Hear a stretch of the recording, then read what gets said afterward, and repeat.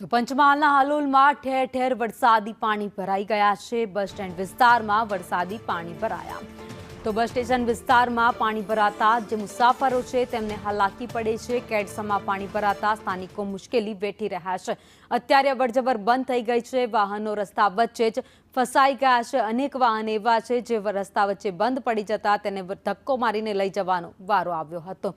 તો આ કેડસમાં પાણી જે ભરાયેલા છે હાલોલના જોવા મળી રહ્યા છે, જ્યાં એક જ દિવસમાં એક જ રાતમાં 8.5 ઇંચ વરસાદ ખાબક્યો છે।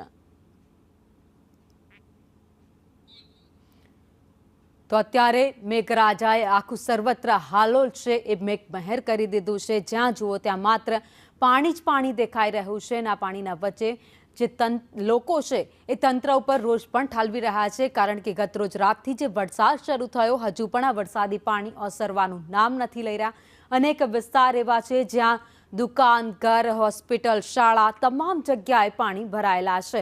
પાણી ક્યારે ઓસરશે એની કોઈને ખબર નથી, કારણ કે જે તંત્ર દ્વારા દાવા કરવામાં આવ્યા હતા પ્રી મોન્સૂન કામગીરીના એ તમામ સદંતર પોકળ સાબિત થયા છે। પાણી ઓસરતા જ નથી, પરંતુ જે બીજી બાજુ જે વરસાદ ખાબક્યો છે ત્યારબાદ આખા વાહન ડૂબી જાય એટલા પાણી ગામમાં ભરાયેલા છે।